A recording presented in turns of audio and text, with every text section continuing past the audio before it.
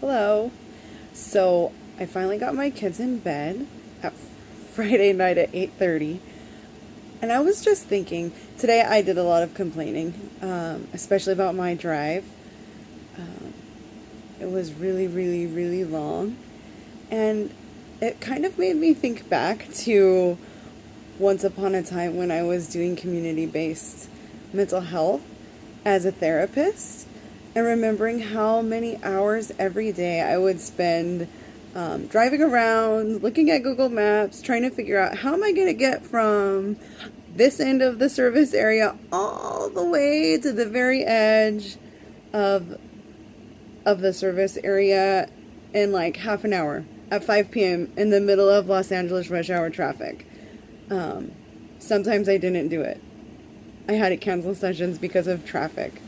And I was just remembering that experience. And I think especially since we're going to be starting this therapy support group for community-based therapists, I just thought maybe I could help share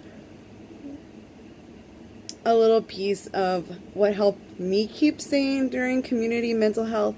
And I think the number one thing that even as a supervisor, I really, really stressed to the people that I was working with is boundaries and how to notice a bad boundary and not to play into your client's bad boundaries. Especially in community-based mental health, we're dealing with people who have a lot of issues. They need a lot of support, and a lot of times they've never seen what a healthy boundary looks like. And so we're the first people in their lives to step in and say, hey, this is not healthy. So the number one thing I always tell people when you're noticing a bad boundary is if a family insists to see you only at 7:30 p.m. on a Friday night, right? We've been there. You've been there. I've been there a lot. What do you do? Do you say yes? The agency wants you to say yes. Yes. Like, bill that time. They don't care if you see your family. But the moment you say yes, how many times have you shown up to that house at 7:30 on a Friday night and them not answer the door? And you're standing there like an idiot, knocking, usually in not the best neighborhood.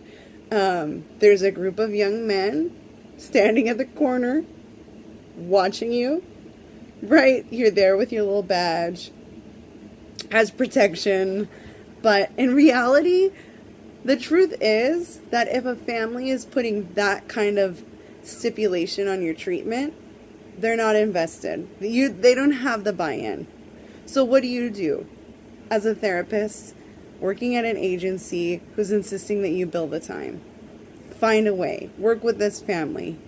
Well, in my experience, the longer you spend talking to clients on the phone beforehand, the parents, whoever the most important member of that family is it the mom? Is it the dad? Is it grandma? Is it the older brother? Who is the one who's making the decisions in that household? And that's the person you have to talk to. And that's the person you have to get the buy-in from. So in addition to maintaining boundaries, there's no going into bad neighborhoods at 7 p.m. at night. And that's just telling the families, hey, I don't work past dark. Or coming up with a lot of other ideas that you could use. So that's something I was thinking of today, and I know a lot of providers and a lot of therapists and other intensive services people have had a hard time with, and it's something I think is really important that I wanted to share with you. So stay tuned for more information about our group that's going to be happening for community-based mental health providers. And if you're wondering if I'm in bed, the answer is yes. Bye.